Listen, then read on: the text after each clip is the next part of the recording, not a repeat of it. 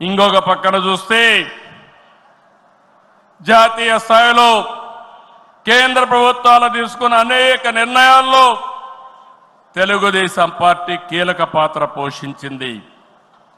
What AP thinks today, India thinks tomorrow అనేది అనేక సార్లు ప్రూవ్ అయింది.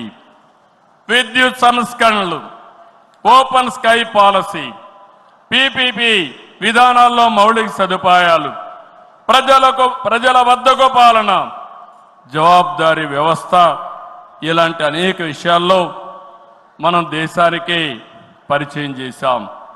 ఈ ప్రయాణం మరింత గొప్పగా సాగాలి. ప్రస్తుత టెక్నాలజీ యుగంలో ప్రజల అవసరాలకు అనుగుణంగా పార్టీ విధానాల్లో నూతనత్వాన్ని తీసుకొద్దాం. ఈ దిశగా కడప గడ్డపై జరుగుతున్న ఈ మహానాడు అనేక నిర్ణయాలు చర్చించి భావి తరాల భవిష్యత్తు కోసం కార్యక్రమాన్ని రూపకల్పన చేస్తామని చెప్పి కూడా నేను మీకు తెలియజేస్తున్నా. ఈరోజు ఒక్కసారి మీరు ఆలోచిస్తే ఈ మహానాడు